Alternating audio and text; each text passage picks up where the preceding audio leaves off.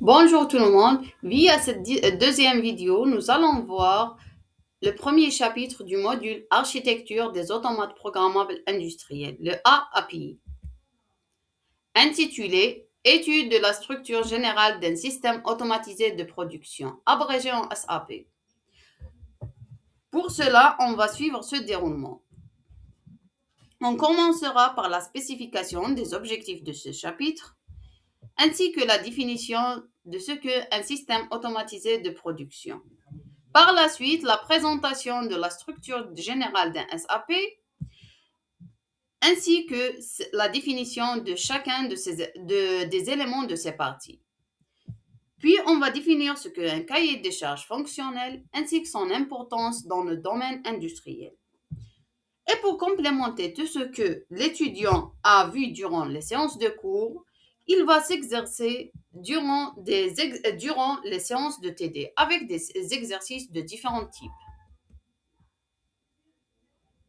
Ce chapitre vise à définir ce qu'est un système de production automatisé, ça veut dire le SAP, tel que vous voyez par exemple dans la vidéo suivante. Connaître la structure d'un système automatisé de production, identifier les constituants de la partie opérative, la partie commande et le poste de contrôle. Définir qu'est-ce qu'un cahier des charges fonctionnel, identifier son importance dans un système automatisé. Un SAP est un ensemble de composants interconnectés permettant de réaliser automatiquement un processus de production, tel que par exemple la production des bouteilles en plastique, la production des cartons, la production des bouteilles de jus, des canettes, etc. Donc, un SAP y transforme une matière d'œuvre en un produit fini ou semi-fini avec une valeur ajoutée, avec bien sûr une intervention humaine limitée, tout en assurant une production de qualité, une meilleure productivité et une réduction des coûts. Tel qu'il est schématisé dans la figure suivante, donc un système automatisé de production, vous avez à son entrée une matière d'œuvre, à sa sortie, vous avez un produit fini avec une valeur ajoutée. Et tout ça est géré par une chaîne de contrôle. D'accord? Alors, si vous voyez par exemple dans l'industrie, nous avons des chaînes de production, des bouteilles de jus telles que je l'ai dit tout à l'heure, des canettes, par exemple des boîtes pour les produits cosmétiques. Tout ça est réalisé grâce à ce qu'on appelle des chaînes de production automatisées. Pourquoi automatisées? Parce qu'ils utilisent ce qu'on appelle les automates programmables industriels. Pour la structure d'un SAP, alors vous avez en général trois parties. La première partie, c'est la partie supervision, bien ce qu'on appelle poste de contrôle, bien ce qu'on appelle les interfaces en machine.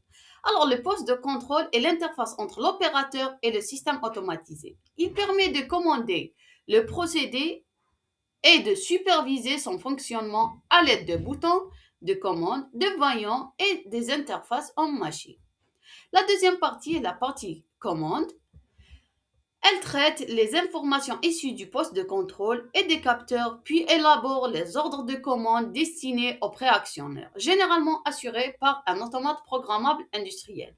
Elle coordonne le fonctionnement de la partie opérative et communique avec les systèmes de supervision. Pour la troisième partie, elle est nommée par la partie opérative. Elle regroupe les actionneurs, les capteurs et les effecteurs qui assurent l'exécution du procédé de production. Les actionneurs transforment les ordres de la partie commande en actions physiques, tandis que les capteurs fournissent les informations sur l'état du système.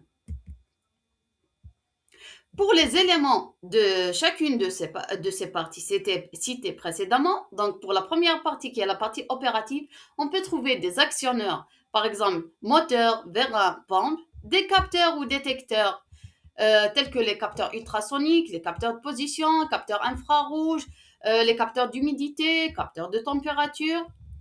Et aussi, on peut trouver ce qu'on appelle les effecteurs, qui représentent les éléments mécaniques dans votre chaîne de production, tels que par exemple les ventouses ou bien les avant-bras dans les bras manipulateurs robots. D'accord? Alors, pour la deuxième partie, qui est la partie commande, généralement dans les systèmes automatisés de production, vous avez ce qu'on appelle les automates programmables industriels. C'est l'organe responsable de la commande dans votre chaîne de production. Pour la partie supervision, vous avez en fait deux sous-parties. La première, c'est l'interface en machine. Ça veut dire que vous aurez dans votre chaîne de production un écran où vous aurez l'affichage de toutes les coordonnées de votre chaîne, par exemple les températures, les pressions, le taux d'humidité. Et vous avez aussi ce qu'on appelle le pupitre de commande. Alors, le pupitre de commande, c'est un poste où vous trouverez, par exemple, des boutons, des voyants, etc. Ce pupitre est géré par ce qu'on appelle des opérateurs machines. D'accord? Très bien. Alors, pour passer d'un système de production simple à un système automatisé de production, alors un ingénieur doit effectuer une étude. Alors, cette étude est schématisée par ce qu'on appelle un cahier des charges fonctionnelles. Alors, ce cahier de charges fonctionnel, abrégé en CDCF, est un document qui formalise les besoins fonctionnels, les contraintes et les performances attendues d'un système, sans définir bien sûr les solutions techniques. Alors, cet outil est un outil très important car il constitue le point de départ de la conception d'un système automatisé.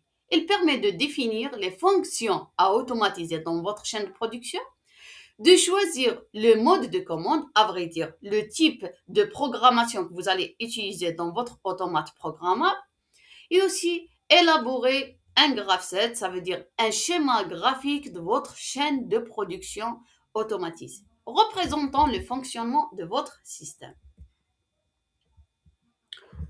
Pour s'assurer que l'étudiant a bien assimilé les notions vues dans ce chapitre, on teste leurs connaissances à travers des tests de type QCM, QCU ou même QRC, et cela durant les séances de TD.